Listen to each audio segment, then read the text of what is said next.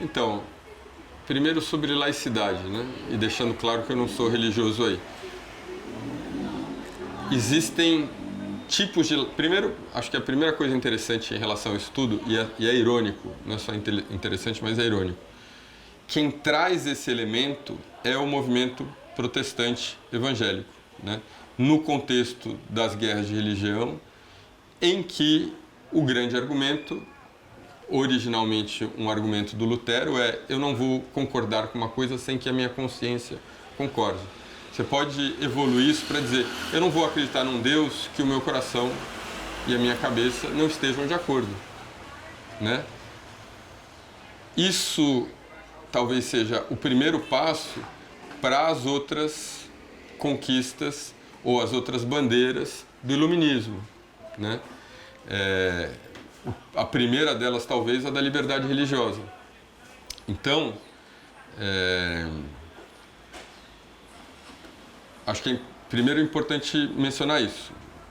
Nós estamos hoje falando sobre a liberdade religiosa, que foi alguma coisa que surgiu dentro do meio religioso, inclusive dentro do meio evangélico, né? E que hoje, numa volta de, 360 graus, alguns evangélicos começam, de alguma forma, a não levar em consideração essa conquista que eles mesmos produziram. Sobre laicidade, existem escolas, né? E a gente pode falar, por exemplo, da escola americana ou da escola francesa. A escola francesa é mais parecida com a nossa. Nada de religião no Estado, né? Estado e religião não tem a ver. A laicidade americana o Estado não é religioso, mas a religião é boa. Então, a questão ali não é existir ou não religião, é que exista um ambiente plural religioso, né? O Brasil, e esse é um assunto importante, né?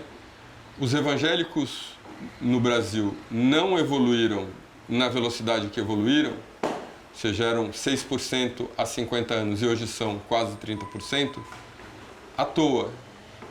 Eles estão construindo a tradição em cima de um país católico, um país colonizado pelo catolicismo. A presença dos jesuítas aqui foi uma presença também estimulada pelo Estado português. Então as pessoas, por exemplo, os muitos migrantes do sertão que vieram para cá, para o Sudeste, durante a seca e continuam vindo, eles já trazem junto com eles uma série de entendimentos de mundo informada pela Bíblia Católica. Eu acho esse um ponto importante porque a gente tem falado sobre laicismo e laicidade muito em função dos evangélicos, como se antes isso existisse. E o Estado laico brasileiro é um Estado laico católico, né, em que o catolicismo, num primeiro momento, era o próprio Estado, estava a partir do rei, né, e num segundo momento, e que a gente pode argumentar que existe até hoje, é um catolicismo que informa a maneira como a gente vê o mundo, né? Você trouxe um exemplo simples, que é a presença do crucifixo nas repartições públicas, né? E o direito? E o direito vem do direito romano. Roma é a sede da igreja. Essas coisas estão misturadas, né? Então você tem aí uma presença forte, uma influência forte do catolicismo no ambiente das leis, no ensino das leis.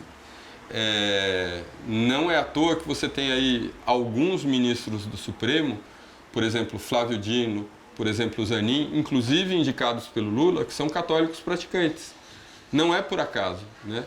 Uma presença do catolicismo importante também nas Forças Armadas, né? Quando houve aí esse anúncio das pessoas possivelmente envolvidas no golpe de Estado, que foi planejado, não havia ali evangélicos, haviam católicos, né, assim. isso acho que expõe aquilo que a gente não entende, porque o pé em que o catolicismo está hoje é coitadinho do catolicismo, ele está morrendo. O catolicismo, ele está mais presente na gente do que a gente consegue perceber. Ele informa a maneira como a gente entende o mundo. Por exemplo, ao reclamar, né, a partir dos anos 70, quando a imprensa começa a falar com frequência sobre evangélicos, sobre o que eles falam? Sobre dinheiro. É o pastor que está roubando, é o pastor que está explorando. Para quem que dinheiro é proibido? É para os católicos. Entendeu?